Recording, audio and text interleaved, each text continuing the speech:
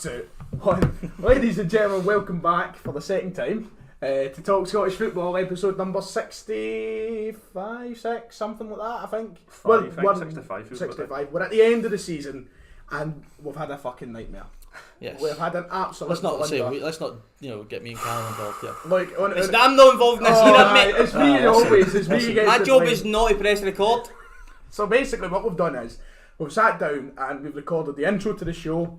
We've recorded about 4 or 5 of the awards for the show, and this end of season awards special. We went to go and change the camera over because we were hitting the half-hour mark, and what we realised was we hadn't actually pressed the record button. Me and Dev had a bit of miscommunication, a bit of unclarification towards who was actually pressing the record button, and basically it was not pressed. But fear not. We have audio. We have audio. We still have the audio. The audio is there. So basically what we're doing is we're going to flip this on its head. We originally intended for the start of... Devastated as well. Trust me, because it was a good first half. It was good. Don't go anywhere. You need to listen. But do you know what that means? It means you can, like, I don't know, do the hoovering, you know. And we're going to ease you into this now. It's probably a good thing, because we were hitting them with the big awards earlier. We're now going to flip this, ease it into you. We're going to go through some of that. So what did we do? We done Manager of the Year, Player of the Year, Young Player of the Year. That's all we done. That's still to come. Tune in for that. That'll come in about halfway through. And then we'll round off with it was tasty. I mean, that's half an hour on 3 awards. You know that. So what have we got left? Goal of the season. Well, let's just go through it now. We'll kick off now. And also then we'll come back with a few questions and we'll round it off then. But stay tuned. And you missed, you know what? You missed what was a cracking. There was one point Dev got his knob out. It was hilarious. That's fucking massive. There was that point Neil Lennon joined us.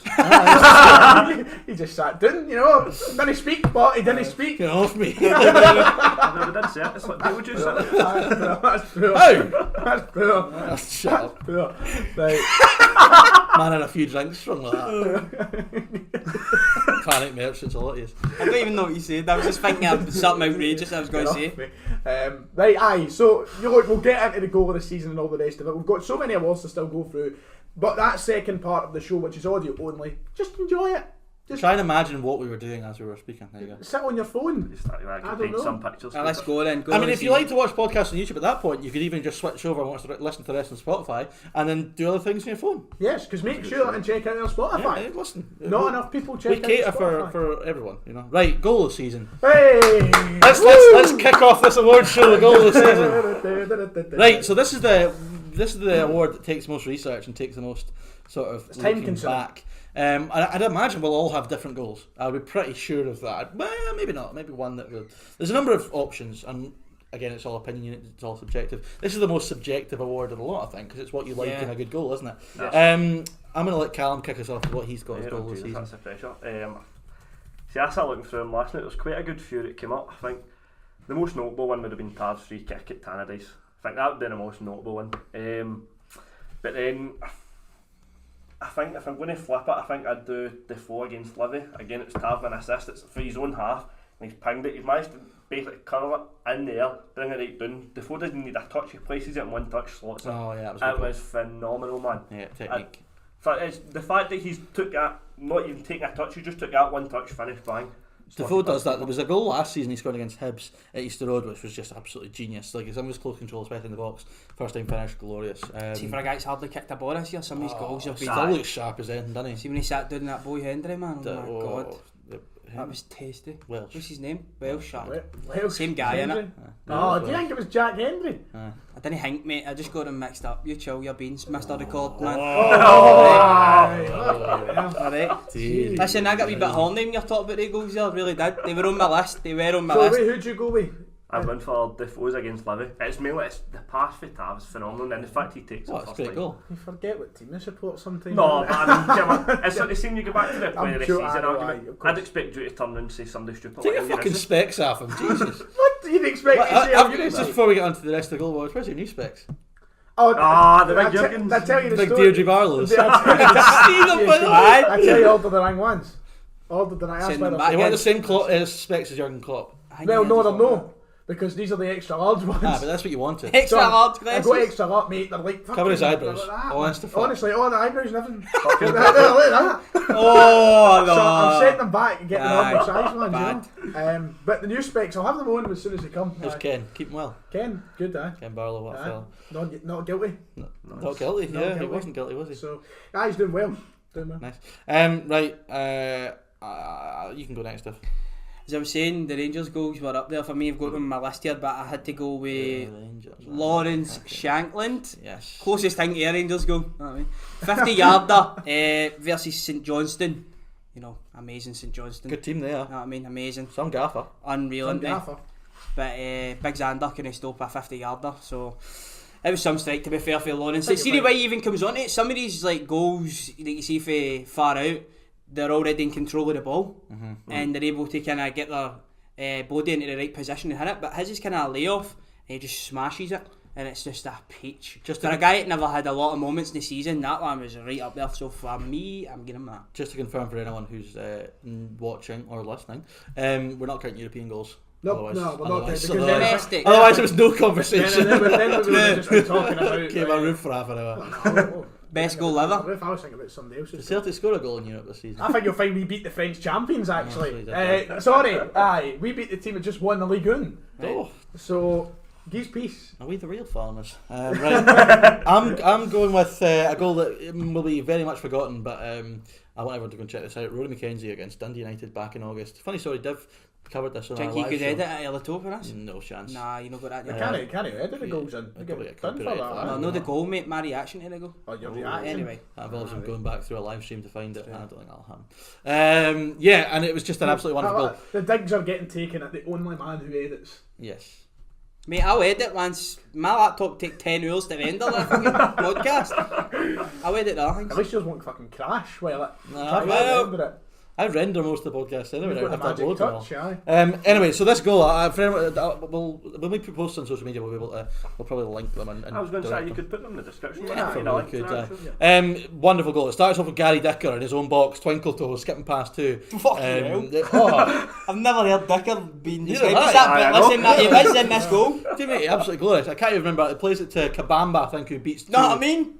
I mean, The hall of shame here, but what a goal. This is the most mental thing. That's a fucking rotten. I know. Played it to Kabamba, jumped past a few, ran out the park, played it down the left, I think to Pinnock, I think it was, or Holmstrup, one of the two. again. Flipped over to Greg Kiltie. I wasn't here standing Greg Kiltie. Get it Oh, right. he was on my fancy. Knocked it back to Rory McKenzie, who produced the just deftest Think. of chips. You think. Lobs Seagrist in goal, who, by the way, Was brilliant. was one of the best goalies in the league last season. Found the far corner, absolutely glorious. What a goal! Just love it. Technique. Yeah. You said we might all go for something different, but I think the Mackenzie's as well. It's kind of goal I like. You know, I like build-up play. I like all that. That's why I think it's subjective. Everyone looks for I different do things love in it. different I goals. love the aesthetic of a 40-yard strike is like magnificent. What was your goal this season in English Prem? Oh, Because mine's Not not even even. thought about Mine wasn't that. even in Can't even doubt. think, mate. Mine's Alisson against West Brom. It's not even close for me. I mean, serious though. away in I was a shite. decent know. leader, but Fucking- Fucking. A goalie came up in the 94th minute, scored a header to send him out I to didn't Champions say League. Xander Clark's What's that goal goal? was goal of the season. Liverpool did it? fan. Well, it wasn't I Xander know. Clark's goal, it was Chris Kane's goal. Oh, away.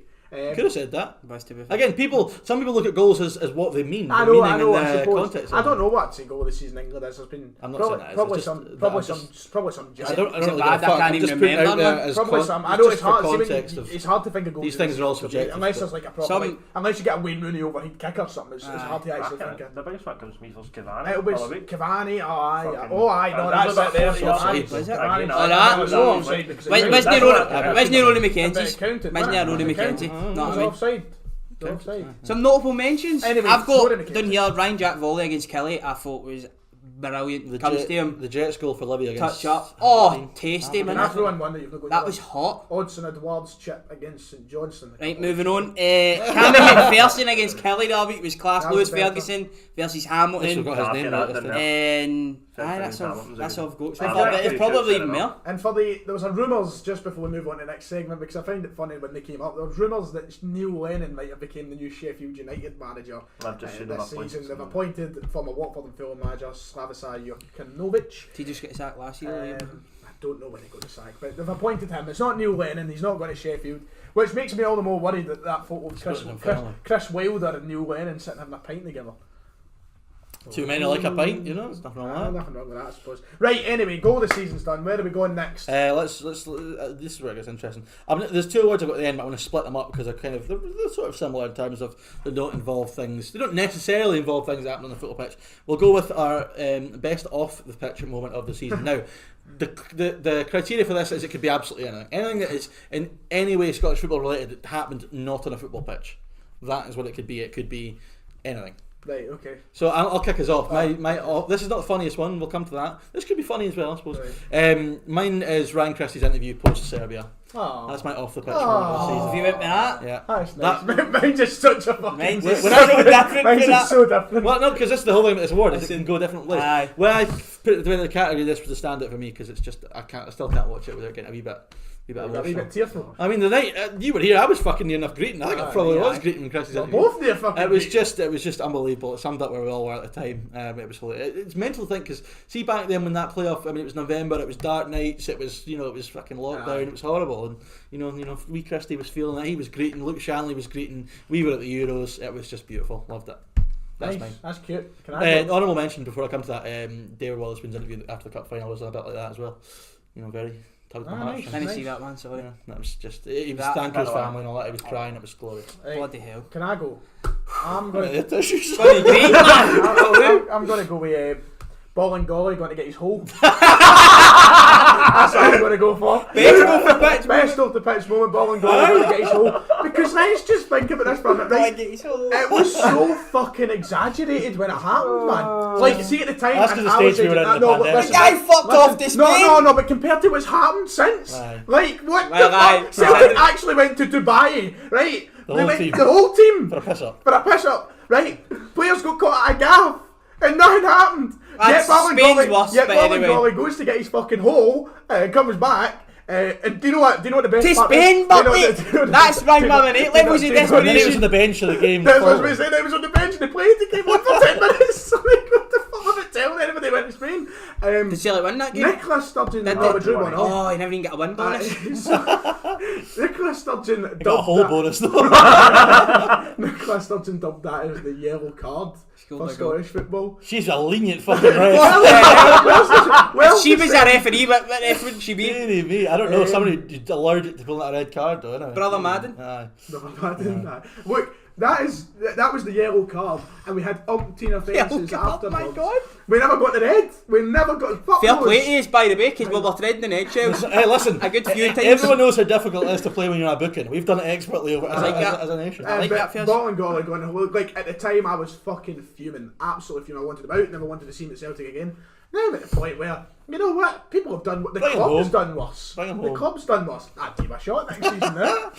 Did Lee Griffiths not have a gaff and then the manager was... No, it was the manager was like... Griffiths had a birthday party for his wife.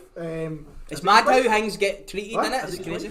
I thought it was the one at 8,000 birds that you said. Oh, getting personal. No, but he's got there goes Lee Griffiths as the guest. The Boris. Listen, he just needs to listen. He just needs to listen to one of our podcasts over the last year, and he probably won't be a guest. He's the Boris Johnson who's got a show, wasn't he? Yeah. Right, you hit us up with mate. I just liked.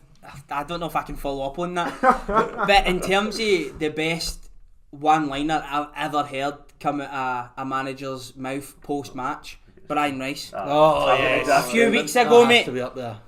If we stay up, it's like climbing Everest wearing flip-flops. Oh, see it. Come on, I've never. That's just elite part of me. I've never heard that. Book on Brian Rice's press conference this season. That's unreal. And the fact that all the events that kind of happened before that, where he was raging with refs, phoning up the refs, arguing with him and all that, and then he just comes out with that one-liner. I just thought that was so good. It was very good. That was very good. By the way, I also like Callum Davidson's Klingsman. Oh yeah, smashing his head into the fucking door. He could have been killed. And you just wouldn't think that. You wouldn't think that. He could have been killed. It doesn't strike you as a Callum Davidson. He's such a quiet, reserved guy. And he's busting that. Fair play to him. Nah. Right, Callum, what you got? I've got Brian Rice again, but it's a different one. It's the one when he was flying up, shouting and balling, giving all sorts of abuse. Because we're fucking Hamilton. I'm allowed to punch table because that's reference to what he does. I know, but that's what Brian Rice did. You were doing it in the first half of the podcast a lot, and I was going to bring up the comment in the last one saying somebody's told you off for that. Well, alongside me, who always tells you off for it. Messes the levels, mate. Go watch open goal. I don't ban on tables. They don't bang into Ah. us. Right. I get what you're saying. The best you get is what Derek Ferguson raising his voice at Slaney. Yeah. Oh, they're deceptive. Don't you talk to me like that, son. Like something like that, son. I don't you raise your voice at me, son. You had to fake. Alright, boy, shut up. Why does it get very serious? But that was a good one. Ryan Rice when I lost it. He's not. Fucking Hamilton. Hamilton. I Won't phoned, get it like that, because you're fucking Hamilton. I phoned Crawford Allen about 3 times in 30 years. Crawford Allen has been doing that job for about fucking 2 years. It's mental. He was good this year. I'm sad to see him go. I'm looking forward to the championship next season. You'll probably get to speak to him at some point. Probably, yeah, which will be interesting. I'll try and antagonise him. Get him on the show. There's a few. Horrible bastard. Before we get on to the funny moments, we'll do that at the end. But again, I knew there would be overlap in this category. Other honourable mentions, and it's mental that we haven't got to mention this yet. But the fact that, I mean, in terms of off the pitch moment this season, the Dundee email is still surely off. Does that count? I thought that was last. The whole summer of email, you know. Well, maybe it doesn't. Maybe it feels like it was this season, even though it was probably the end of last season. But that, I mean, the Dundee email, it was like when somebody said that the SFA should not confirm Dundee's status in the Prem for like 3 or 4 days, say that the award got lost or some shit like that. But the whole summer of that nonsense was mental as well. It was mad. There's been loads of off the pitch stuff that is just fucking unrivaled, which is what we should market our game on. But yeah, that was definitely up there. Let's move it back on to some more football actual stuff. Best signing of the season. Oh, this was tough. I'll let you kick off. This was really tough. Do you know I was automatically drawn to the club that went down? Well, one of the clubs that went down. I was automatically drawn to Hamilton, and two of their players, Ross Callaghan. Did he join us? Was one of them? Was he not this season? No. Was it not Ross Callaghan this season? No. Did he not? He joined from St Johnstone. Did he not this season? Last summer. He did. No, he didn't. I'm sure of it. Played last year. Was he not at St Johnstone last season? No. I'm certain he was at St Johnstone last season. Yeah. I tell you, I fucking knew it. He was at Dundee on loan. What the fuck? I get it round you. Fucking knew it. 2020, we need to check that. Fact check that. That could have been the season before. I checked it last night. It was at St Johnstone last season. Seriously? Aye. Right, so I was I was so positive. let's not make Ryan look fucking stupid. You just done that yourself, to be fair. So I was drawn to Hamilton. 2021. That's fucking mental. I'll tell you. You know why people don't know this? Because we're fucking out. So I was drawn towards Hamilton straight away, and two of their players, one being Ross Callaghan and the other being Made a cunt of myself. Adolph. Anyway, go. Feels good, doesn't it? No. Feels sad. Adolph, innit? The other Hakeem, was that his name? Can I Hakeem the fact check Dream. this as well? Dolphin, Hakeem the Dream. Oh, you don't believe me? Dolphin, I know. He just signed him, Just signed him. He's like, don't believe me. I know what I'm talking about. I'm Fabrizio Romano here. I was positive. Anyway. Aye, Ross. So I'm kind of stuck between the two. Despite them going down, both of them have had very impressive seasons for Hamilton. They've been a shining light of what has been quite a dreadful season for them. And I don't know why. I thought both of them have been good this season. A lot of people in my comment section seem to think I should have went for a Dolphin rather than Callaghan when it came to selecting the best player at Hamilton this year. I still think it could be Callaghan, but you know what? I'll change it for this one. I'm going to go for a Dolphin. Right. Interesting. I can't believe you're talking about relegated clubs and best signings and not bringing Kyle Lafferty into the equation, because if they had stayed up, it wouldn't even have been in doubt. He would have been best. Well, he was at Hamilton. They didn't. But if they had stayed up, it wouldn't even have been in doubt as Kyle Lafferty. But the fact that he wasn't there for, even then, you could still probably make. You could still put him in. Could still make a case because they would have gone down automatically. Both teams went down. Both teams ended up going down. Both good shouts. One played about 38 games. But again, for me, it's absolutely it's pretty easy for me. It's Kevin Nisbet for me. I was going to pick Nisbet. And the reason, listen, he's had a really good first season in the Premiership. He's obviously had some. He's not been great, I would say, in the second half of the season as he was at the start. But the big thing for me, they got him for fucking peanuts. They will sell him for. They will literally sell him for millions. And he's only going to get better. He's in the Scotland squad. He's someone that, if they could persuade him to stay, you'd look to sort of forge a team around him, because he's still at a really good age and gets better and better, and he's just fantastic for a player. I'm the exact same. I went with Kevin Nisbet as well. 250 grand paid, 14 goals scored in his debut season in the top league. Unreal, to be fair. And as you say, he's topped it off with getting in the Scotland squad. So I like him. I like him as a player. He's just hungry for goals. Yeah. Do you know what I mean? Like, attitude. As soon as he gets a sniff to have a shot, he'll have it. Left foot, right foot, headers. Left foot. Right foot. Devastating. Yes. And also, Unreal. the fact Good that the way signing. his again, I know it's not necessarily relevant to this season, but he keeps improving. Like from being released by Partick Thistle and potentially his career was over to go and rebuild himself at clubs and goals, more goals. And he's just been fantastic. I still watch him and I think he's got levels to go through. Yeah, I still don't think he's got the Yeah. swagger where maybe he. Obviously, I'm just outside looking in. I still don't think he knows how good he could be. Again, he will. you know what I mean? He's Like- very much one of those players that around better players will look even better. 100%. Because see, sometimes you look at players, don't you, and they've got that swagger. I still think he's just. He's He still works pretty hard. He's different for your traditional kind of stand-up player, and Yeah, I think when he reaches that level of confidence, he can go again and he'll He's do absolutely well. fearless and brave. And the thing like you mentioned earlier, my favourite thing about him is he will shoot from anywhere. He's got such an eye for goal. No matter what position. There was one goal he scored against. Who was it? Somebody against the cup. Was it like Stranraer or someone in the cup? And it was just the most unbelievable goal that like no one else would even think to attempt it. He's got. And the thing is, everyone can see he's going to get better. Yes, he's had some tough times, but again, he will get better as a result of that. What a signing! Fantastic, Callum. See, I want to go with Nisbet as well because I've got my bit. You're gonna go Balogun, ain't you? No, Oh, see, that's a good shout. Roof was a shout as well. I know. Russ who I've got done, Yeah. well, like, with a slash next to him. Then, see if we're going for players as usual, players that get relegated in terms of like, laughing and that.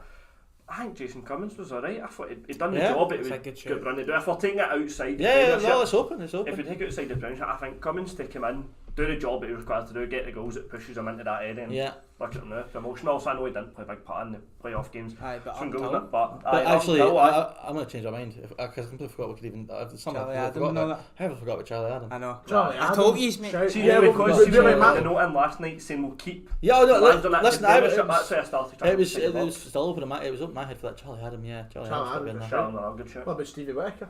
No, What about Fraser Murray? no, What about just shut up. Craig what about Whiten. Lewis Meal? Listen, all very, very good players. I want them all back next season.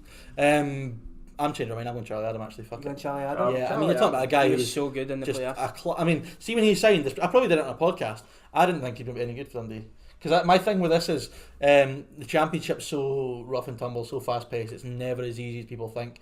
But Jesus Christ, it was easy for him when he wanted it to be. Some of the stuff he came out with was just I his unbelievable. experience definitely Oh, showed. mate, see in the playoffs, just the But quality. see going into the Fighting. playoffs, there was a lot of people questioning. Like, He Charlie wasn't in the Adam game, fell at the team. Aye. But is that no the manager then managing him? As you said, he's been for a season. He's put him out. He's took him out the team for a few games. He brings him back in When it fresh, mattered. and he When it mattered. causes Yeah, it. which is And they were winning when he was out of the team, so it was brave from James crazy. to keep him out. Aye. He's But done a then when good he job. brought him back in at the business end, well, listen, about time because he's been back financially. But at the business end, he came back in and was just a joke. And listen, if they can get too energetic, even if it is Sean Byrne and Jordan McGee again, beside him in a midfield in the Premiership next season, he will do a job again next season. Big Charlie. No, Yeah, because because for that boy Kevin O'Hara. Because see, for him, the step up into the Premiership, it won't make a difference to him. If anything, it might even suit him a little bit better. I think it because will. it's a little Aye. bit more, focused. The pitches are better. He's got more time in the ball. But not more time, but teams tend to play, on the ball and stuff. And Dundee will play for set pieces. It'll suit him. And Aye. yeah, I'm changing my mind. As much as I love this, but I'm going Charlie Adam. So you like Charlie? I like Charlie Adam. It's like that interview with the Rangers fan. You like Dick Advocate? You like Dick? I like Dick Advocate. You like Dick? I like Dick. Oh, he's pure steaming along nearly going, didn't he? So what? So I'm going Charlie Adam. I'll change my mind. Sorry, Right, Kev. okay. So you like Charlie Adam? If you're watching, I love you with all my heart. Right, But so.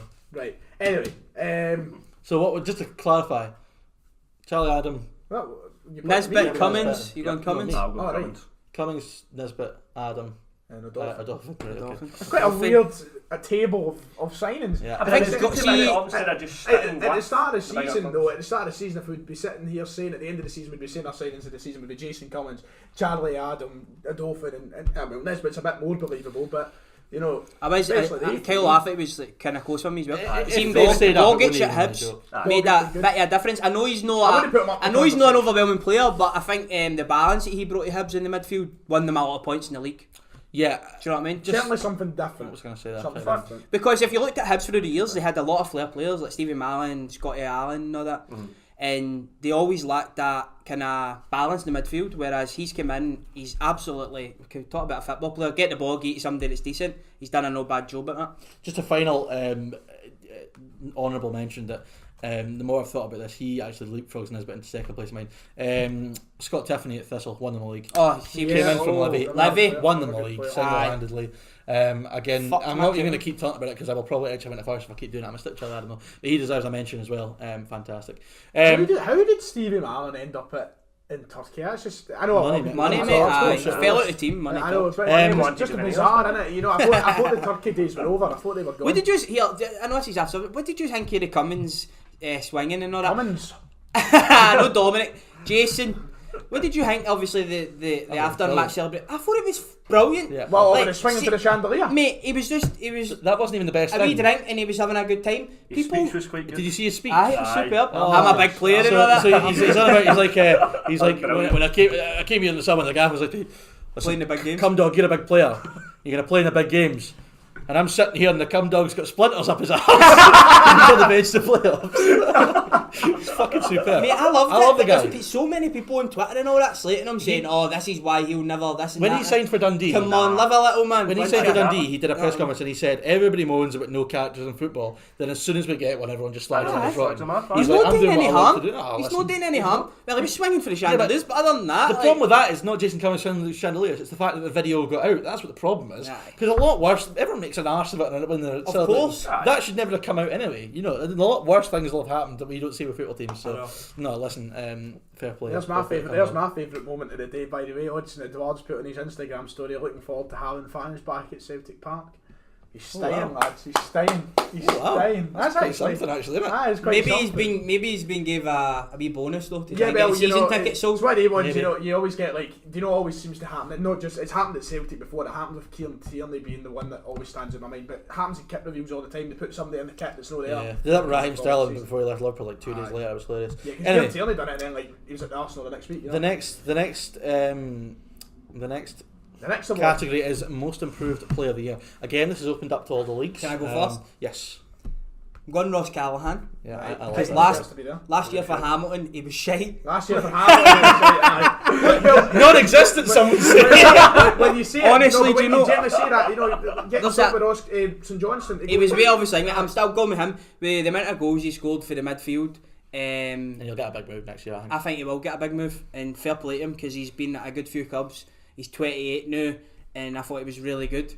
Yeah. But to touch on Callaghan, there's a picture that haunts me when fucking Hamilton came to Ibrox and beat us 1-0. And I was positive it was Davy Moyle that scored. Yeah. I'm positive it was him behind them. That's why I thought he was at Hamilton last year. But it wasn't. No. So must have been somebody. He was shite last year for Hamilton, so I'm going for him.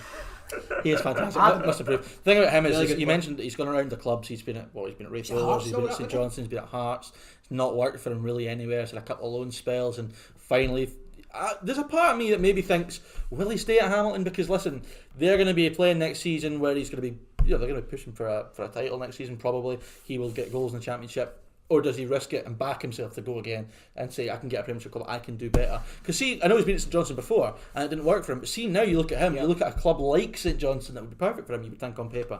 But yeah, he definitely deserves recognition. What a season he's had. I'm going next, I'm not got anybody that you'll have.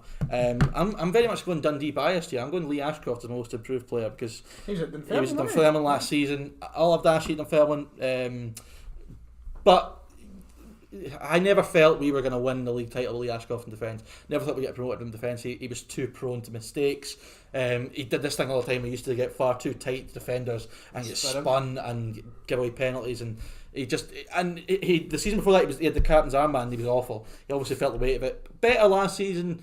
Wasn't great, but this season for Dundee, he has been immense for Dundee. And the goals he scored more goals in the second half of the season than he had done in his career up to that point. He is just flying. Their defence improved massively because he looked at Dundee and said the big issue they have last season was their defence.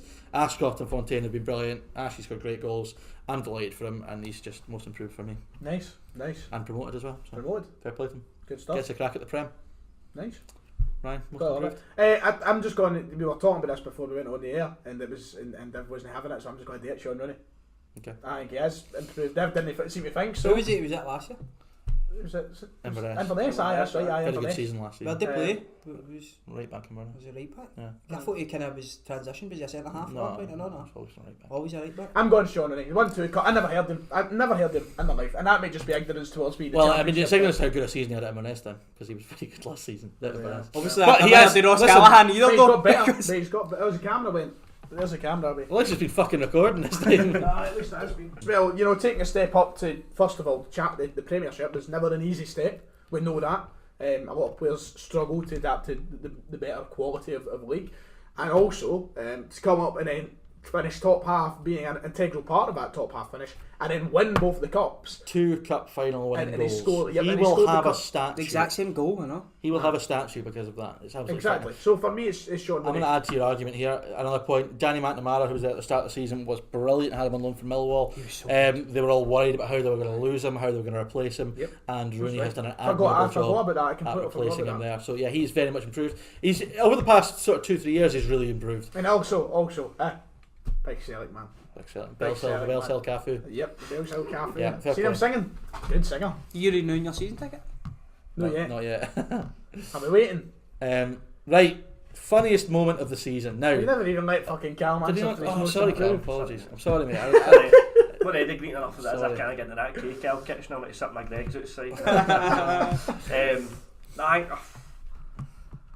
For me, Martin Boyle, I think seems like Great that shout, hair by the way. transplant last season. I know He went that. away during the summer, got that hair transplant. Who we He's come talking back here, and sorry? quit. Boyle. Oh, Martin Boyle. It's good last season. Also, but he was has good improved. last season, Yeah. but I feel this season He's been took a his lot game more. another level. He's a lot more. Absolutely. It feels as if he wants to go in the ball and drive with more. He's not as if one of the players will just put it right, get the ball, The way put I'll it, put wants it to right, take it and go. the way I'll put it, this time a year ago, my dad, because he just loves wingers, was like, I want that Martin Boyle at Celtic. I used to sit there and I go like that, no, he's not good enough to beat Celtic. This time last year, he was like, good player, not good enough to beat Celtic. Now I take him. I'm not saying to be a starter, I'm not saying come in and fix all the problems, but for a depth option, I would take Martin Boyle every day of the week. I've got a theory, right, and it's a more general football theory. You know how in the last sort of 10 years wingers have become non-existent? They now play inside or as extra Wing attackers. backs and stuff. Inverted I forward. now think over the next don't 10 years we are winger. going to see the rebirth of the winger. Wingers, I'd like that. Proper wingers. Wingers To are see if you are Proper a jump. fullback now, fullbacks are not used to people running at them. They're not used to people going down the line. Everyone wants Aye. to So drive I think and the game's going to inside. adapt to these And I think fullbacks the fact you're going to have the point, if say you're going up against two fullbacks who love to attack, they are used to defending guys who tuck inside, and if I'm saying playing Rangers, right, I'm saying my strikers run down the line, run at them, go down the line, try and go outside and get crosses in, and they're not as comfortable. They wouldn't be as comfortable with that. I think, I think maybe eventually that'll. I hope kind of- so, because a I good do, point, I do aye. miss an old school winger, And we saw it this season with Celtic when Forrest had a Man couple U of winger. appearances. Yep. They looked night and day. Forrest wasn't even close to being fit. They looked night and day compared to when he wasn't there. Aye. And Boyle as well. If you put Boyle in Celtic and said, right, we don't want you to play as like an El Yunusi does, we want you to play as a Martin Boyle does and run down the wing and get crossed in, I think he'd do really well. And the biggest thing with Martin Boyle's end product has improved dramatically, because that was always a big criticism. His goal contribution. He's got has been pace, he's got fantastic. strength, he's a unit of the counter attack, but he wasn't good enough for the goal, and he's improved that dramatically. Good I shot. think Cam. about 12 goals, 6 assists or something Yeah. this He also season. played through the middle when Nisbet was out for a month or two, and he very done really well. adaptable. So Good shout, Cam. Good shout. And times when Boyle and Doidge and Nisbet weren't at it, he stepped up. So yeah, very good shout. Right, funniest moment of the season. Is this the last award?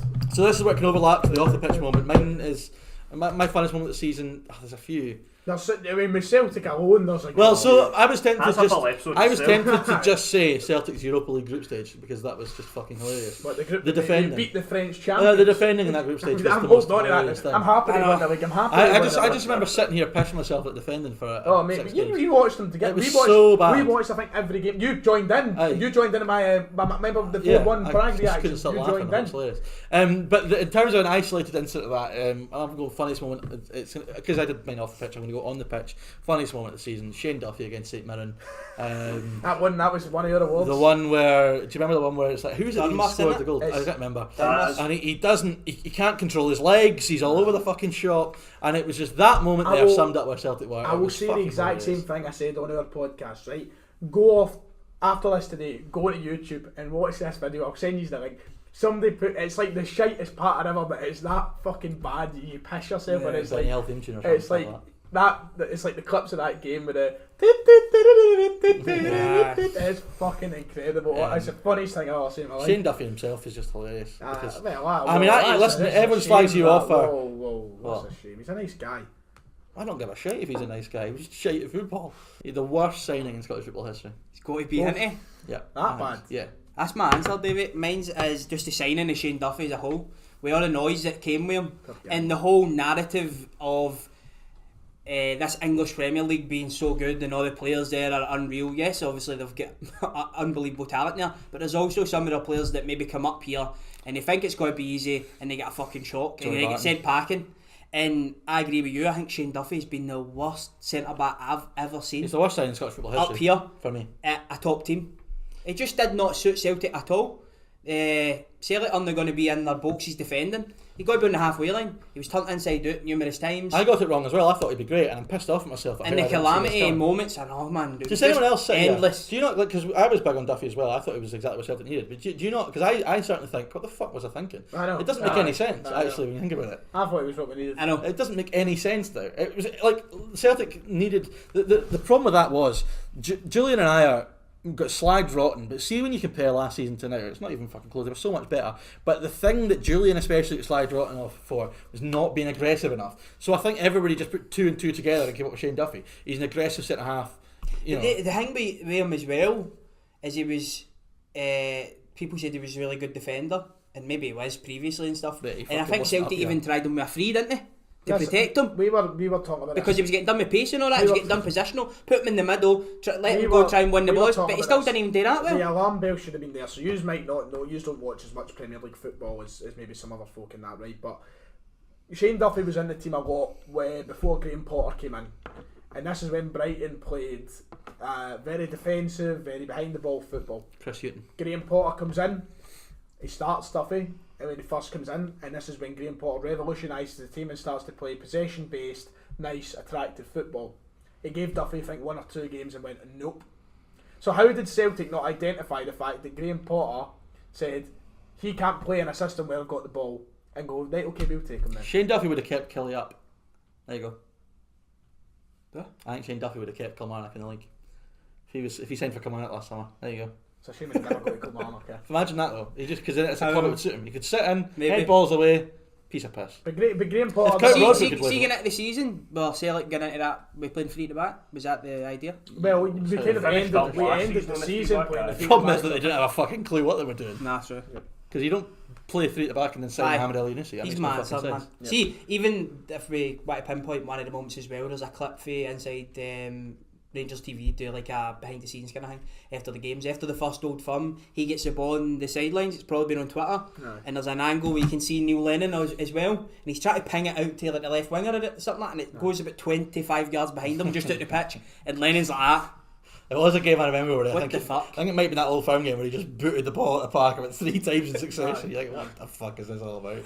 Yeah, it was a flop to say the least. Yeah. Mine's is Neil Lennon related, and I keep that closing. Doesn't narrow it down very much. I keep closing off the exact. Cause I want to paint a picture about where mine cut, but it's just so fucking. We're talking about funniest moments. Privilege. Like, no, it's not that. So just picture the scene. You're 1-0 down to Ross County at home. You're about to go. Oh, I remember. You're about to go on a run that sees you. This was fucking. You're about to go on a run that sees you win 2 in 10 games. It's the champions of Scotland we had, and Neil Lennon is on the sideline of the pitch going. Trying to see his fucking See you, man. What are you doing? There's about 2 minutes to go as well. The game was pretty much. Make us up, Neil. So for me, that's the funniest moment of the season. I put up the tweet and it just popped off because I think everybody was just in utter disbelief that it actually was happening. He was sitting there trying to check his fucking breath when you're about to lose. I think was that the cup? Kid Donny spoke a fag the cup game, and that's you out the cup there and then. And he's just interested in seeing how cold it is. That day itself, I mean, you'd shark Stuart that Kettlewell was the manager then? Nah, that was my Kettlewell's last dances. Right, Callum. Yeah, for me, I think it's a good Get the Timbo out. Again, I'd probably win along the line, and again, it was one of the old Firm. That might have been the second one. Bjorn Dyer needed a goal and he goes and chucks on Shane Duffy and Scott Brown. He did that exact thing in an FM game against me. What does that do for you whatsoever? Like, Bjorn Dyer needed a goal, we're down. Fuck it, chuck a centre half and a centre middle. A defensive centre middle. Fuck off. Honourable mentions for Gavin Strachan's iPad. That gets an honourable mention. Oh. I would have done. You mentioned the Chipper interview. I would have put that in, but you would have mentioned that. That also gets a mention. There's probably loads of Neil Lennon. Good cheese. Martindale's good cheese. Neil Lennon licking his teeth to get the snooze. That was funny. Neil Lennon with a finger point. That was funny. Neil Lennon existing. That was funny. So there's quite a lot of shouts in there for funny spots. But a right good laugh. Celtic's won club since 1888 tweet. That initial tweet. Mind that one. Right at the start of that hashtag, when it was just out of nowhere, out of the blue, everyone thought they'd been hacked. Remember that? Oh, aye. Yeah, that was quite funny. They just put up, what was it? Was it not just like, oh, we'll know half of anything? Yeah, one club. Yeah, that was quite funny. I think they're quite right. The fact that Nicola Sturgeon spent so much of the year during a pandemic talking about Scottish football itself, I think is fucking hilarious. Yep. Every day that was such a fucking vocal thing. Yeah, there were so many this season. You could write a book on this season. That's us for the awards. Hey! Right, let's get some questions in. He's absolutely this last one. Transitioning into That's us. So now for the best awards of the night, of the afternoon, of the day. And the camera's about to magically die. Yeah, get yourself on Spotify and walk around the house listening to us. It'll be superb. YouTube as well. Who will we pick as our players of the year? Who's picked as our manager of the year? Ryan picked Gerrard. I'm just saying. I picked Neil Lennon. Oh, did you? Tune in to find out. Did you pick either? Did you pick someone else? Who knows? Should we just get straight stuck in with the manager of the year shirt? Is that what we're starting? We're gonna round table this. I think I'll be outnumbered there. Yes. Can read all use like a book, man? Hopefully no. What do you mean read this all like a book? Hopefully he's under that predictable. Because we've made the right decision. Hopefully he's under that predictable. Because we've picked who is manager. There's no right decision, mate. There is a right decision. Yeah, it's subjective. Of course it is, but that doesn't That's mean not their opinion, isn't it? Oh, don't you start bang him up. What are you doing? I need to sort of even it out, don't I? We'll let you kick off then, Div. On you go. The defence. David Martindale. Listen. Is it actually David Martindale you're going with? No. Stupid. Steven Gerrard. For me, it's got to be consistency over the course of 38 games in the league was unbelievable. This isn't just for the league, by the way. I know it's not just for the league. I know, but for me, it's more impressive to do it in the league because it's every single finish. Because you're not hosting today. every week. You know what I mean? Especially Rangers, we were playing European football, but we were still coming in and we was having to make changes, and they were just getting the job done. And I just think if you also look historically at how this award's been given, the cups haven't came into it as much. But that's it's all been. It's all been about. Different. I know, but I'm just saying.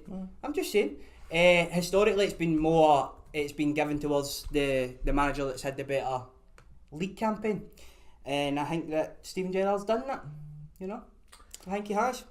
I've got some record clean sheets, best ever defence, Scotland's team. What else we got? Stoke Celtic. You know what I mean? That was a big thing, especially with Rangers having an inferior budget. Wage budget, an inferior playing transfer budget. You believe? He would at the start of the season, but we've seen how that one ended. Undefeated at home. #maybe 3 defeats all season. Obviously, the counter argument here is the cup competitions, and of course they could have done better than that. The first one, they played a weakened team. Hopefully they would learn for that, getting into the Scottish Cup. After that, I think they're still hungover. You know what I mean? Yeah, so do I. I think you probably are. No, I mean, I'm going to go with that. Listen, Gerrard's had an unbelievable season. His achievement is absolutely fantastic. It's, but for me, the manager of the season thing has to be context based. I think that there's no way anyone in the world can tell me that winning a league title with Rangers is a harder, more rare achievement. If Celtic won 10, but in the manner, I'm thinking. That's where I'm going. I completely agree. Listen, I think it's a lot closer than a lot of people will have you believe. There's a lot of 100% Davidson Gerrard doesn't come near. I think that's nonsense because going a whole league season without losing a game is unbelievable, especially with the defensive record. But the achievement of St Johnstone winning 2 cups. Listen, St Johnstone getting in the top 6 is a big achievement. We've all become accustomed to it, so we don't really recognise it as such. That is a big achievement. Winning 2, I mean, he's the best manager in St Johnstone's history off the back of his first season in management. To win 2 cups is just absolutely out of this world for St Johnstone. Like, the idea of someone outside the big 2 winning a cup double, I don't even think that'll happen again. I can't foresee a world in which that will happen again. It'll be a long time anyway. It will be a very long time, and it has been a long time. And the last thing it was done was a time in which Aberdeen were competing right at the top, Dundee United were competing right at the top, Hearts were competing right at the top. The goalposts have shifted so much that the idea of a club doing this is so far-fetched. And in terms of overachievement and context, I think that is a bigger step and a bigger kind of overachievement than what Gerrard's done. So that's why Callum Davidson gets it. I know exactly what you're saying, but my last wee hang on it is in cup competitions, and I'm not trying to take anything away from him, I think luck is massive for you as well. And in moments, there's less games, etc. Whereas in the league, you need to be relentless. And the fact they've went undefeated, you know. St Johnstone have had a huge slice of luck in these cup. I mean, they had a goalie score, they won on penalties against Dunfermline. Dunfermline. They were very much deserving against Rangers at the same time. No, they weren't. They played well. They played well, but they didn't dominate the game, and again, I'm not trying to take anything away from them, but I'm just saying, in cup competitions, there is a lot of luck needed. Maybe even in the league to go 38 games unbeaten, there's luck needed, but the fact that they've done that, I just think it's astonishing. And I do agree with you. I think it's very close. The fact that he's went and done a cup double is insane. Yeah, it really is. I'm going to let Callum talk in a minute because I said but the final thing for me on Davidson is when he came in, most people were saying he was going to struggle. Taking over from Tommy Wright was a massive job. Very few people backed him. I was one of them. And he started really poorly. Had a really tough start. He got to about end of September, early October, shifted it, moved to a sort of 3-5-2, 5-3-2, whatever you want to call it. Something that he said himself he'd never intended on doing. It was never a formation he wanted to play. He looked at what he had, he adapted, he changed, took that big bold step, then went on like a 14-game unbeaten run. Rangers stopped that, by the way. Ended up top six, and but again, I mean, as it comes back to context, doesn't it? And expectations. But I just think that the level of sort of managerial nous he's shown on the way to getting this, I think, is unbelievable. But I'm guessing you've got the same. I know, I've got Davidson in mind. I think it's just the fact that the way they looked at the start of the season, they didn't look the most confident. I think if you said to most St Johnstone fans, Tommy Wright's still there, he plays that sort of that steady game, the way Steve Clark done with Killie. He'll get you the basic 1-0, the 2 wins, the basic scrappy results, but he'll get you the points that you need. Davidson came in, as you said, like he's trying to play a style of football. It wasn't really going from there. Thought, I'll switch it up to this. Yeah. When he switched it, you seen he went on that 14-game unbeaten run, got his results. But I think the cup competitions that does it for me for him. For him to come in his first season and make St Johnstone what the second most decorated team. Yeah, the last decade. After Celtic, I think they've won 3 major cups in the history, and they've all been the last 10 years. I think they've won 4. They won one. Maybe I'm wrong. But I'm sure they won one like 100 years ago. Well, and that's like Stevie May's been involved in 3 of them. Yeah, crazy. That's mad. He's a hero of Perth, him. Well, no, he's not. Sure, he's a hero of Perth. Yeah. But I think that the thing about Callum Davidson now is his stock is going to be very high. He will never be able to replicate those achievements at St Johnstone again, no matter what he does. But again, though, in terms of the league, though, it wouldn't shock me if they had a better season in the league next season than they had last season. Again, still think in terms of context, top 6 is a very good achievement for St Johnstone. It will be even tougher next season with like Hearts back up, United going again, Motherwell going again. But I just think he's just done an absolutely wonderful job. And for me, I look at St Johnstone as a club of similar size to Dunfermline, which is mental to me because the way they are and the way they're set up is so miles ahead of where we are, and that's probably why I'm a little bit like happy for St Johnstone because in some distant reality to me that could be us one day. But see, with the money that they're going to get as well for winning these cup competitions, especially getting into Europe and such, was it 3 million for winning the Scottish Cup, guaranteed European football up until December or something like that. That could just take them into another stratosphere, man. They're able to build on that and potentially become a bigger club. And I also think going back to Gerrard, for as amazing a job as he's done, I think Gerrard will have. I think he will have a better season, next season for me. I think they'll go on. So. I think listen, they might lose games. We saw with Celtic in 17-18, they lost games in the league, but again they were still as relentless in the cups. And Gerrard's European thing, who I haven't mentioned as well, deserves great credit. But you've been very quiet. I've gone with Callum Davidson as well. So he's more predictable. Well, I mean, you can be predictable. So were you, by the way. You were very predictable. You're the most predictable of all of us. Very predictable that you'd go with a staunch option. Like, Callum Davidson. I was going with a staunch option. No taking away anything from Steven Gerrard, of course. It's a fantastic season. Everybody's kind of said that. Callum Davidson is someone who I doubted very much so. We all know that from the start of the season. I didn't think St Johnstone would do that well. He picked up 1 cup. He loses Callum Hendry in the January transfer window, who's one of his best players. He goes off to Aberdeen. Goes to still win a cup as well. He's a good player. He's decent, but he wasn't one of his best. Is he going back? I don't know. I think it's yes. but he'll let him go. Well, we've got all these players and blah blah blah. I'm just going to Davidson. Everybody's saying what I say. I'm trying to fill the gut void. There's no point in talking. I think the most impressive thing that I've liked for Davidson this year is what you were saying, and the fact that he went in with something in mind, and when he never had the players to do that, he changed up the system and he got success out of it. For my point, that's quite poor. That. There you go. But I was just expanding. Is it? Was he expanding on it? Sorry, mate. I've just been sitting here. Sorry. Right. So. We'll have like I'm sure we're going to do some sort of like we'll get these up on the socials, the graphics of all our choices and stuff. Yes. We'll spread that out, but two very worthy candidates. So we'll also, notable mentions. Martindale fell off a cliff a little bit in the last couple of months, but again did fantastic going in there. Jack Ross for me. I know they bottled the cup final, right? Yeah. But Hibs still finished in third place, got to a semi cup. They will improve, I think, if he's backed. I think finishing third place is still a good achievement, and the championship there was some good performances as well. Most notably John McGunn, probably at Wraith Rovers, but yeah, I didn't want to have to say that, but I thought let's move on to player of the season. This is where it becomes very interesting because there are a number of choices. I love how we're getting all like the big ones at the way first, or the ones that people. Well, I actually think that the ones that have ones at the end, the most debate are the ones that come at the end for me. These is made up of players who all play at Rangers, which is pretty much something that you're not going to enjoy this segment. No. Obviously, who won the PFA player? It was Tavernier, wasn't it? Tavernier. There are a number of choices: Tavernier, McGregor, Davis, Goldson, Kent. There's a number of choices there. I'm going to kick it off. I've gone with Connor Goldson, who wasn't even nominated for the SPFL one. That was crazy. But Tavernier has been unbelievable this season. And I think if you hadn't missed that wee chunk that he did out of injury, probably would have taken it for me as well. I just think that you looked at last season at Rangers' downfall at times was how soft they were. Not even how soft they were, but they conceded soft goals. I remember that goal against Hamilton, it was just a calamity of errors, whereas now they look so imperious, so strong. He played every minute of every game in the league. Maybe even in all competitions, actually. I'm not totally sure about that because he seemed to play all the time anyway. He was a bedrock of it. Goldson, he just gets better and better. Whoever played beside him seemed to slot in easily enough, whether it was Balogun or Hollander. Yeah. The defensive record's an absolute fucking joke, to be perfectly honest, and I think that he has been absolutely vital in improving Rangers' fortunes from where they were last season. I like that. Well, it had to be a Rangers player, didn't it? Well, it doesn't have to be because myself personally, I've gone for Goldson as well. I may as well just let used to going after that because I think Goldson is player of the year. I done a video on my channel last week talking about best player at every club. Goldson's who I put for Rangers every minute, every game. Absolute rock this season. Someone who I kind of doubted as well. Every hour, Fucking put Scooter on.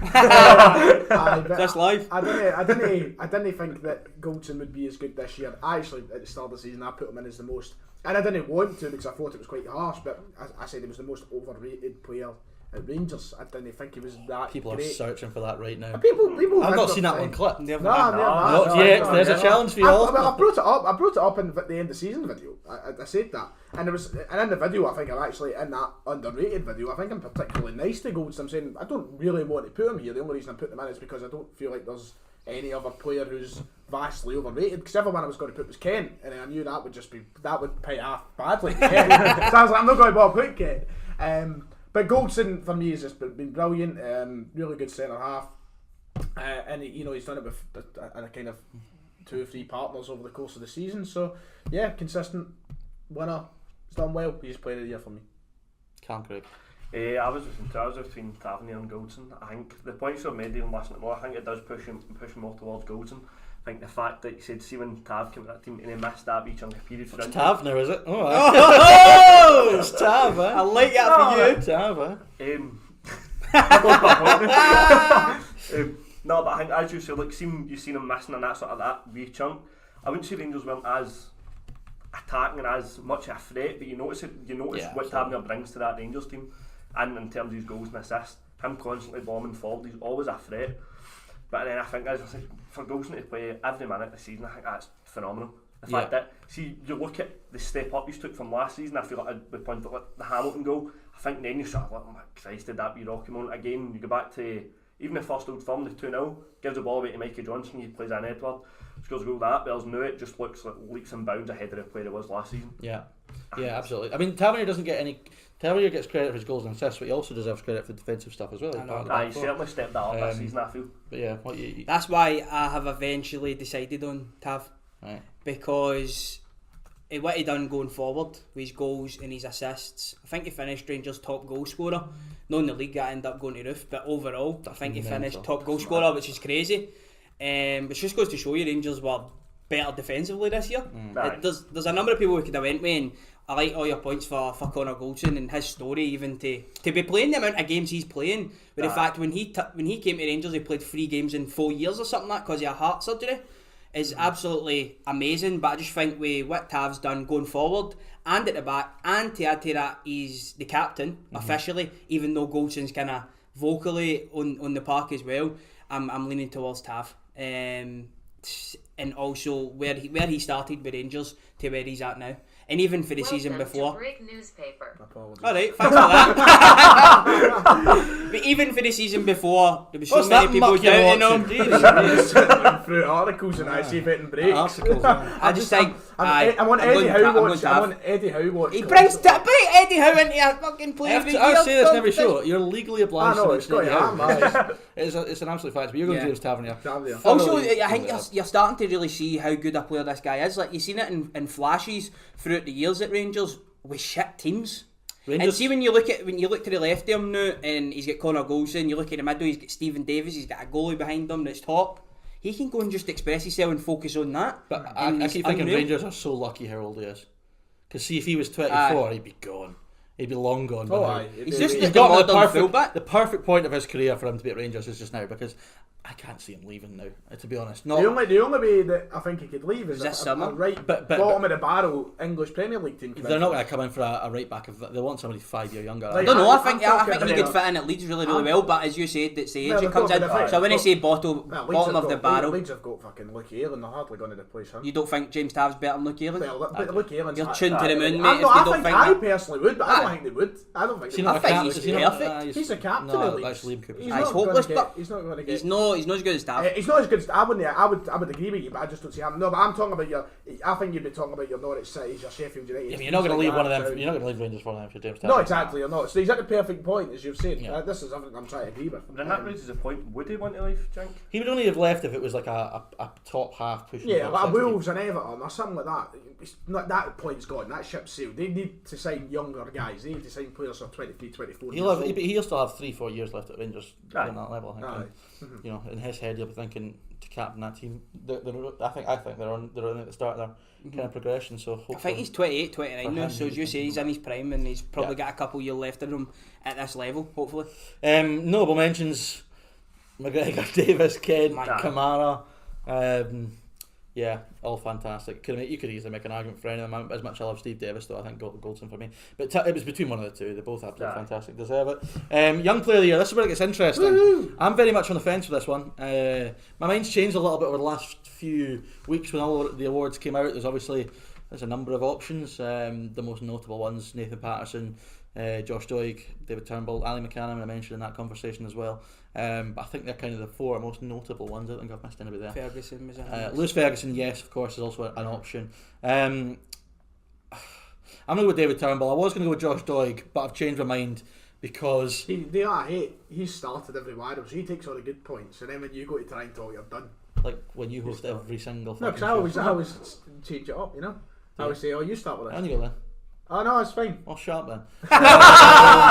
Right, David Turnbull. I would go with Josh Doig because I think he's been consistent, but I just think Turnbull's a much better player. The ability thing comes into it for me there. I just think that he's absolutely fantastic. I know I'm critical is probably not the right word, but I don't think I'd said that I don't think he was. I think for the last sort of 5-10 games of the season, I don't think he was as good as he was the previous sort of 5 to 10, but still a phenomenal talent. Celtic's best player, and if you are any aspiring Celtic manager, you're building your team around David Turnbull, and I think he will be a star for years to come. Ryan, you can eulogize. Is that the right word?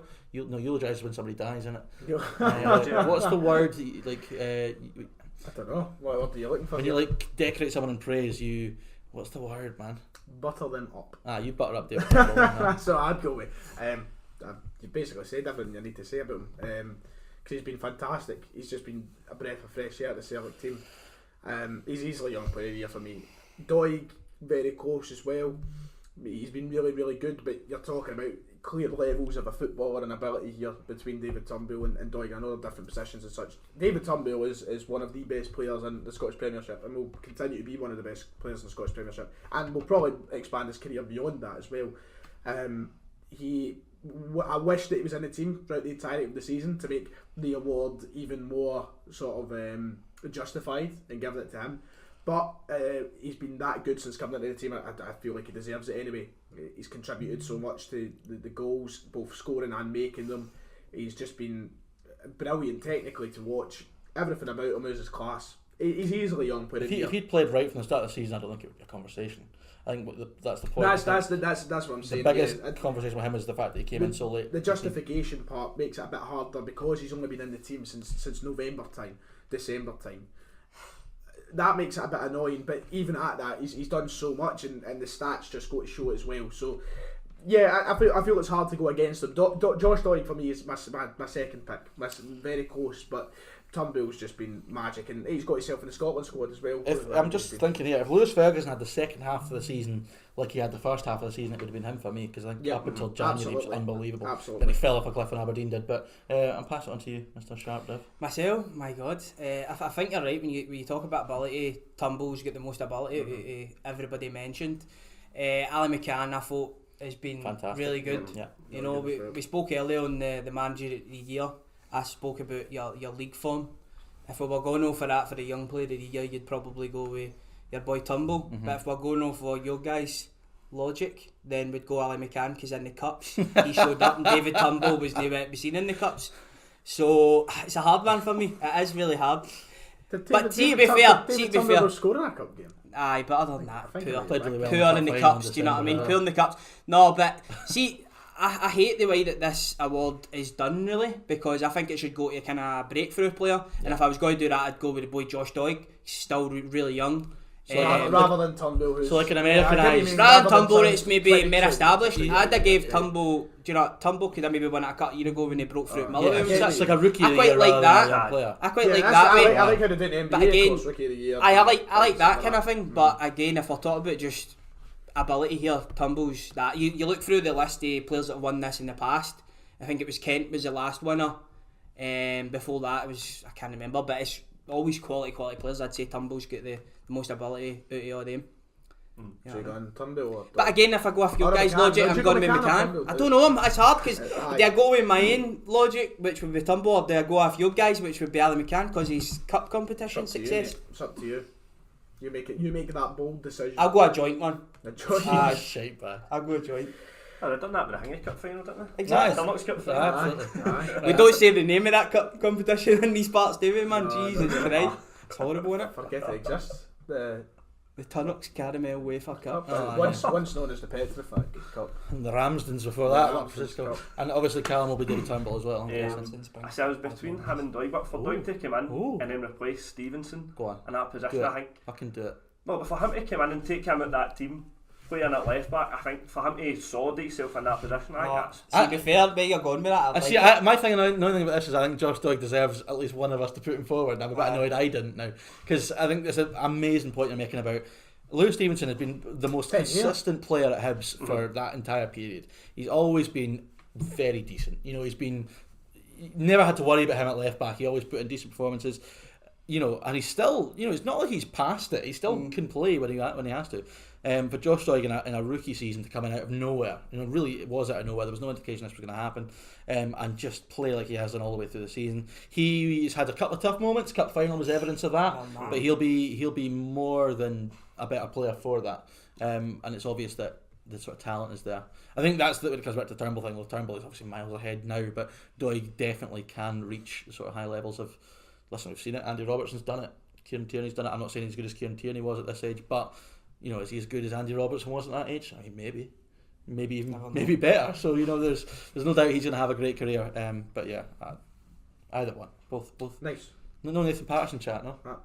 Well, I think I genuinely think Patterson's a better player than Josh Doig, though. So do I. See, for what I've seen, which is crazy, but he doesn't beat him for that award because of the amount of games he's played. I think Patterson doesn't come into it. You know, just points his I think see when you look at all the young players that we've spoke about there, and you drop them in a team. Like you drop a Tumbo in a team, I think he can do it. He can fit in. You drop Parts in a team, I think he could fit in. Yeah, those two are clear. The boy Doig he's been good this year, but he's also had a few tricky moments, man. I don't think he can do the same thing for him. But the fact he's played the full season, obviously needs to deserve a shout. Yeah, absolutely. I mean, it must be awful if you're a young fullback, a young left back in Scotland. I mean, what the fuck's the point? You might as well just chuck it. Start training your right foot and play right back. Right, let's move on. I'm not going to kick off this next award. I'll bring it up because I don't know where we're actually going with the next one. What we'll do is, before we go into the goal of the season, we'll change the camera. But before I change the camera, why has nobody turned up in suits? Where's the suits? Well, we didn't find a venue. No arsehole would reach out and give us a pub to go. No pubs. I know, that's quite poor. Oh, my suits didn't fit, bro. That's quite fit. That's quite fit. That's quite poor, isn't it? That's quite poor. Fit like the new king. I just can't believe that. No pubs. No one.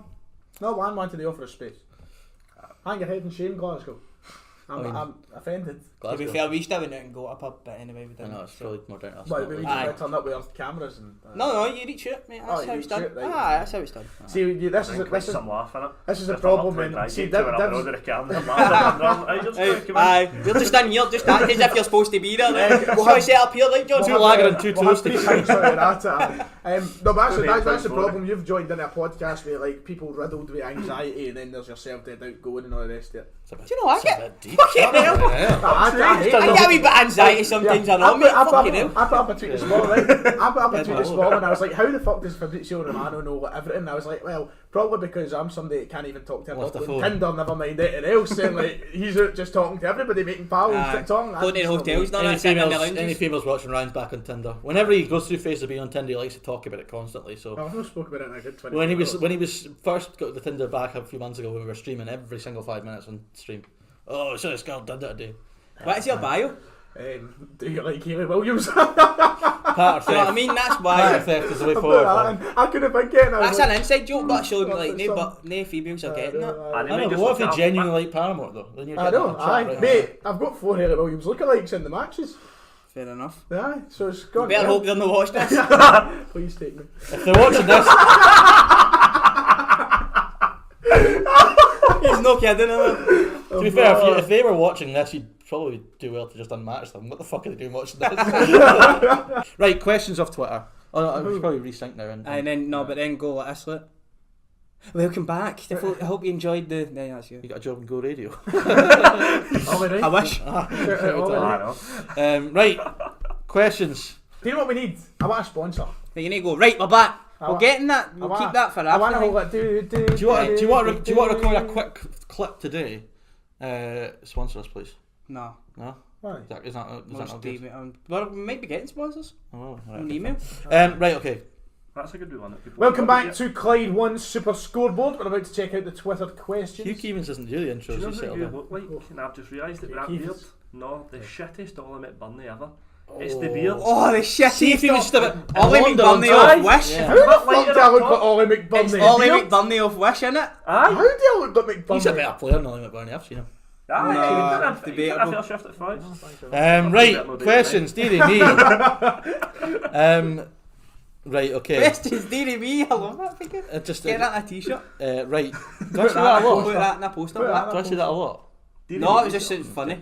I like it. Do you reckon Eddie Howe will be appointed Celtic manager before he's 60? Big news. Before he's 60? Big news. Are you going to come out and have the fucking cheek to say it's done, boys? No. Like you did about 3 months ago. Ryan at Fair says it's Monday, done. I'm here, Monday. For months you've been saying it's done, haven't you? For about 3 months. It's done, but it's been done. It's been getting announced every month. It's been getting announced every Monday for the past 3 months. It's been done. I know, but that's but you present that as if you have inside knowledge. No, you fucking don't. Everyone who has ever just checked the paper knows it's been done for months. I do. I know. Right. But did you see last night the Bournemouth physio said goodbye? We are excited for the next adventure. We are excited for the next adventure. Yeah, I know, but it's... Crystal Palace are delighted to announce. Oh, Jesus Christ. No, apparently here, have you seen that Palace have actually... I know I talk Scottish football, right? But Crystal Palace have said it's not going to be Howe and it's not going to be Lampard. Who the fuck again? Don't know. The board again? Yeah, but it applies for it. I don't know. The board. Right. Lennon. Somebody asked for... This is a good question. We didn't cover this. We probably could have done. Game of the season. Ooh. Game of the season. A very good show. Aberdeen Celtic 3 each was a crazy game. That was a good game. If you're counting it... Last season's cup final. Aberdeen, Celtic. That was a good game. That was a really good game. That's what I'd say. Bad. I mean, granted, it was fucking torture. It was a good reminder. entertaining For a game. neutral. I'm going to go with... I'm going with that. I'm going Dundee 3, Dunfermline 3. Dundee 3-0 up with 10 minutes to play at Dens, 3 each at ended finish. You know, it was another It's good game when you went up 2-0 in about 10 minutes against them, and I was going to put $3,000 on it. Let's not. He was literally sitting here $3,000, talking after a few years of putting like $3,000 on Phil winning. The film went 2-0 up and he I was would have raging. cashed it, right? I would have cashed He was it. raging with the film went 2-0 up when they get beat 3-2, 4-2. Yeah. Just as well, I never put it on. I don't know. That's an Personal favourite for me was Barton and Celtic at Ibrox. I'd expect that. That was nice. Yeah. We don't Well, even have a derby one to say. right. Bad chance. James asked, fight 1 normal-sized Neil Lennon or 5 dwarf-sized Neil Lennons. I'm taking the 5 dwarf ones. I am a bit funny. I think They'd be handy though. even if they, but if, no, I don't care if they'll ever me. I've at least seen a dwarf sized Neil Lennon. She's 5 of them. But the Wolves are like 4 foot now, aren't they? So They're that's not that small. getting a tank in, by the way. Harry. 3, if 2 of them Funny, stand on but- top of each other, they're halfway there. It's funny, but What version of Neil Lennon though? What version of Neil Lennon are we talking here? Aye, are we talking like... We talking about Newcastle Neil Lennon. We talking about playing days Neil Lennon, manager. Do you know what I mean? Coisty Hibs Neil Neil Lennon, Lennon. Coisty Neil Coisty Lennon. Neil you Lennon. know, batter you, man. Coisty Neil Lennon would get leathered. It's like they're playing Simpsons Hit and Run and you change the outfits and it's like all the different names of Homer. No, Homer. I think I agree with you, Ryan. I'd probably take the 5 dwarf size just because it'd be funny. I'd probably get a doon either way. But it's So funny. It's I'm really funny. happy It's about this funny. question. Cam McFarlane, who's a resident Killie fan in the comments, asked a great question. It's something I wanted to bring up. Where did it all go wrong for Killie, he asks.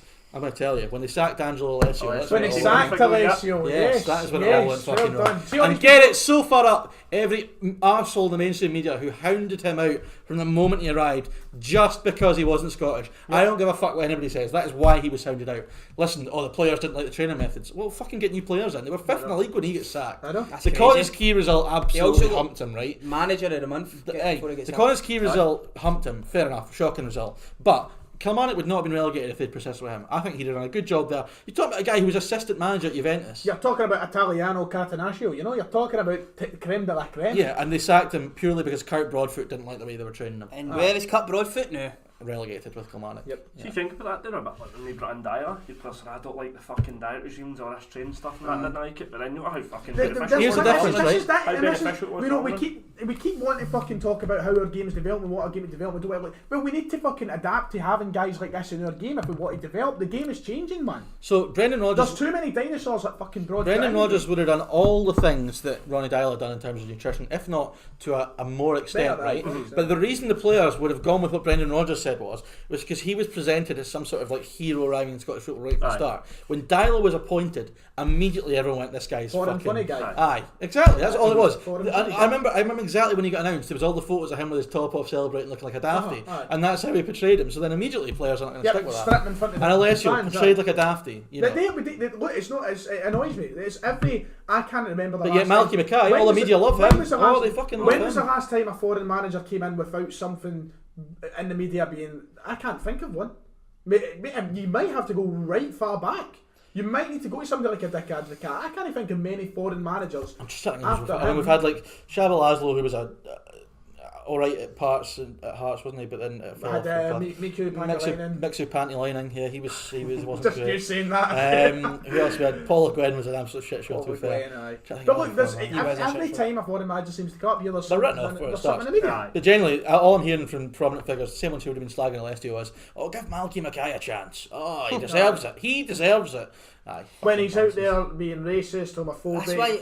anti-Semitic, fucking everything. See, even on The list a goes on. see, The even list on goes a on. football basis, I think you're saying about John Hughes when he stepped down, and you were thinking, I never seen it coming, but you seen it coming because you thought that Ross County were going to go down this model of a modern manager, and then it kind of made more sense to me. Off fair play, he's came, he's done his job. Aye. But then they go with Malky Mackay. He's not a fucking modern not manager. modern, yeah. In fact, he's more backwards than every He's not cunt. had a job since 2014. I don't so get it. it's mad. I really don't get that appointment for Absolutely County, man. mental. A couple of questions we had already done.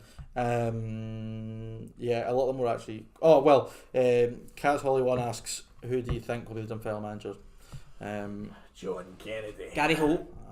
I don't even. And it's also asking, "Who do I want?" My answer to both Do you of think them it'll be is Stubbsy? no. Well, fuck, he's not even in the running. Thank Christ. Do you think it'll be, Great manager. He hates every manager. Well, He hold on a minute does here. John Hughes. No. You don't like John Hughes. Peter Grant? hope not. You guys got John Kennedy, didn't you? I think John Kennedy makes more sense than any other names linked to her. Why? Because we are very much, and we've got new owners coming in. We're putting a sporting director in place. We have clearly changed over the last 2-3 years. We're based around young players coming through, moving the club forward. It's a big project. This isn't like it's not like the manager coming in has got 1 year to get promoted. For as much as we would all like that, that's not what the job is. John Kennedy will end up at a much better job than Dunfermline. I have no doubt about that. And he will go on to do a lot better than Alan fucking Stubbs has ever done as a manager. And I've even got nothing against Alan Stubbs personally. I quite like Alan Stubbs. But he's just a shambolic manager. You're just like a Timo Schultz. I want someone. Random German. You know who I wanted when I saw the first bookies list? I wanted Oren Kearney, who was at St Mirren. Oh, that was exactly the first person I wanted. He went to Ireland, and I think that will cause too many issues. But he did a great job at St Mirren, and the groundworks that were laid for Jim Goodwin, a lot of them came from him bringing in those Irish players. He's somebody who I want, somebody who's forward thinking. But all the names that come around, fucking John Hughes, fine, good manager, right? But with John Hughes, it'll either go really badly or really wrong, and he's not going to stick around for 3-4 years to try and boost him filming up. Peter Grant looks like he might be getting the job, but I'm still convinced he'll end up at Celtic. So we shall see. A lot of them film fans are convinced it is Peter Grant. I'm not so convinced. I think it might be someone else. But sounds like Angelo Olesen. I don't actually have somebody I want to be manager. I want him. I want a manager that I can get behind. You want a random German? It would be cool, yeah, but I don't want a random. I don't want a random. A lot of them film fans literally want a random German for the sake of it. Timo Schultz. They want a random German just for the sake of it, which is fucking bonkers, Just try and get St. Pauli's manager. Just as long as it's not someone with a daft name that you can pronounce silly for a whole year on this show. Like Adi Huta. Yeah. Bruno Fernandes. Yeah. Ray, friend of the channel. No, he's not. But it's a funny name. I don't know. I just want a manager. I'm fed up with this piss of waiting. Because we've got players that are You're fed up of waiting. I said that to McGinley. I don't know how the fuck you've dealt with it. I'm already fed up. I'll tell you how you deal with it. Reviews. That's how you deal with it. Brian Rice. I just signed a year extension for them. I would rather Brian Rice than... Some amount of names dropping out today. Is it Dan, Conte, there's guys out there. Hodge, I mean, he looks like... But, my last mental thing I'm right off my chest. I've done film fans of Jane. I think we can get Stephen Robinson. How fucking deluded are they? Deary me. What about Lee Miller? McCracken. Oh, they're just sacked from Falkirk. Unless they were double agents and they did that just to appease them film fans. Stuart Kettlewell. Listen, there's worse shouts. Kettlewell's a decent shout. There are worse shouts out there than Stuart Kettlewell. Or they got promoted at the championship with a young team before. Yeah, you can try and lure in Big Dale McCass. Shelley Kerr. No. Shelley Kerr. She's just got a job with English FA. I think she seems quite happy not to be managing now. So she's getting a bid, isn't she? Yeah, but there's no one I really want. I just want a manager to support and get behind. I don't care if Peter Grant's announced. I will give him 100% of my support, and I'll be bigging him up. So. Fergie. What Barry? I've got him. Oh, is he away Alba? Yeah, was he? Straight away. I knew that. Go Radio had the exclusive on that. I wonder why that was. That's strange, isn't it? I know, who'd have thought it? Wondered why. Yeah. But I think that's pretty much it, isn't it? A long fucking show this. It was. With errors and fun and... it was good. I've got cramp. Got cramp. Shattered, man. See saying that, but see the full thing with the camera, I think that just summed up the full season. I did. Do you know what? It was nice. The show was a very good metaphor for the season. It was. A wee bit of nonsense, some decent stuff, but mostly shite. Right, well, I'll do it. Like and subscribe if you've been listening on YouTube or watching. Definitely subscribe. It's very important to subscribe. When I get 5k, Scotland's coming up. Big Cobb, we've got ideas. We had a production, but I wasn't there. But you said a production meeting. There's been a lot of content strategy meeting. It's a man who knows the business. If you're on Spotify, make sure to follow the show, share it out. We'll listen to Olivia Rodrigo once you're done with this. Oh, mate, off the field, fucking Tommy Sheridan was funny. I know he's no in the game. That was funny, wasn't it? It's a disaster. It's a catastrophe. How did you go for Olivia Rodrigo to Tommy Sheridan? You know, my mind is just fucked up. Tommy Sheridan would probably quite easily drift his mind over to Olivia Rodrigo. I'm not listening to the Pedro, let's be honest. What's wrong with Olivia Rodrigo? Tommy Sheridan's Sheridan's probably got a better tan than she does, though, with the tanning machines he likes to frequent. Yeah. She's of... That'll do us.